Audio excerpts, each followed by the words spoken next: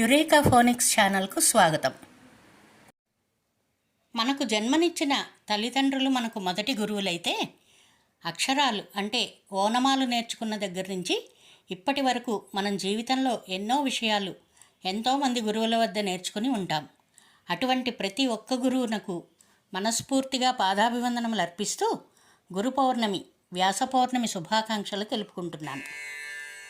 గురుర్బ్రహ్మ గురుర్విష్ణుః గురుదేవో మహేశ్వరః గురు సాక్షాత్ పరబ్రహ్మ తస్మై శ్రీ గురవే నమః. ఓం నమః ప్రణవార్థాయ శుద్ధజ్ఞానైకమూర్తయే నిర్మలాయ ప్రశాంతాయ దక్షిణామూర్తయే నమః. ఓం నమః ప్రణవార్థాయ శుద్ధజ్ఞానైకమూర్తయే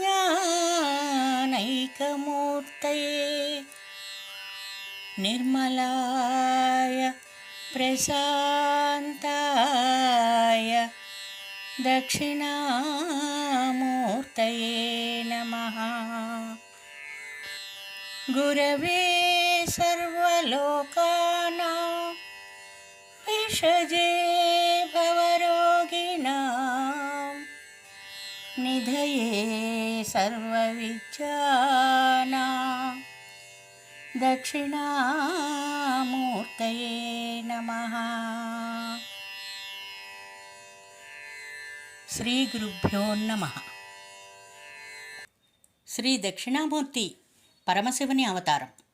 జ్ఞాన గురువు, సకల లోకాలకు గురువు, సంసారం అనే రోగంతో బాధపడుతున్న వారికి వైద్యుడు, అన్ని విద్యలకు నిధి అయిన మూర్తి శ్రీ దక్షిణామూర్తి స్వరూపం. లోక కళ్యాణార్థం, సర్వజనుల శ్రేయస్సు కొరకు మరియు ఆయురారోగ్య ఐశ్వర్య విద్యా ఉద్యోగ వృద్ధి కొరకు శ్రీ మేధా దక్షిణామూర్తిని నిరంతరం ధ్యానం చేయడమే కాదు, ప్రతిరోజు ఆయనను చూస్తే చాలు జ్ఞాపక శక్తి, జ్ఞానం పెంపొందుతుంది, విద్య ఉద్యోగాలలో వృద్ధి కలుగుతుంది. బ్రహ్మదేవుడు తన సృష్టిని ప్రారంభించినప్పుడు మొదట సనక, సనందన, సనత్సుజాత, సనత్కుమారులను సృష్టించారట. తన సృష్టిని కొనసాగించమని వారికి చెబితే, మేము బ్రహ్మజ్ఞానం పొందాలి, అందువలన మేము మీకు సహాయపడలేమని బ్రహ్మజ్ఞానాన్ని పొందడానికి గురువుని వెతుకుతూ బయలుదేరి వెళ్ళిపోయారట. ఇక బ్రహ్మదేవుడు మరో ప్రత్యామ్నాయంతో తన సృష్టిని కొనసాగించారట. ఈ నలుగురు గురువు కోసం వెతుకుతూ నారద మహర్షి సహాయంతో మొదట బ్రహ్మగారిని జ్ఞానం గురించి అడుగుదామనుకున్నారట. కానీ పక్కన సరస్వతీదేవిని చూసి, ఈయనే పెళ్లి చేసుకుని సంసారంలో ఉన్నారు కాబట్టి ఇక మనకేం ఉపదేశిస్తారనుకుని బ్రహ్మను అడగకుండా వెళ్ళిపోయారట. అలాగే మహావిష్ణువును, పరమశివుణ్ణి కూడా అడుగుదామని వెళ్ళి వారి ప్రక్కన లక్ష్మీదేవిని, పార్వతీదేవిని చూసి వారిని కూడా అడగలేదట. పరమశివుడు ఈ నలుగురి అజ్ఞానాన్ని చూసి బాధపడి వారికి బ్రహ్మజ్ఞానాన్ని ఉపదేశించాలనుకుని వారు వెళ్ళే మార్గమధ్యంలో ఒక మర్రి చెట్టు కింద దక్షిణామూర్తిగా కూర్చున్నారట.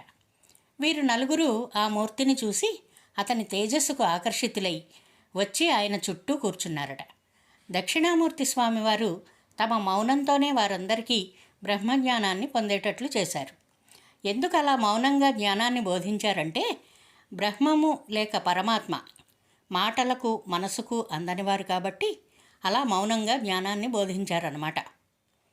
మరి మీరు కూడా ఆ దక్షిణామూర్తిని సేవించి పూజించి ఆయురారోగ్య ఐశ్వర్యములు, విద్యాభివృద్ధి, ఉద్యోగాభివృద్ధి మరియు సకల సౌకర్యములు పొందుతారని ఆశిస్తూ సర్వే జనా సుఖినో భవంతు. ఓం శ్రీ మేధా దక్షిణామూర్తయే నమః. ఓం దత్తాత్రేయ స్వామినే నమః. ఓం శ్రీ శంకరాచార్య స్వామినే నమః. Thanks for watching. మరో మంచి వీడియోతో మళ్ళీ కలుద్దాం. సర్వే జనా సుఖినో భవంతు.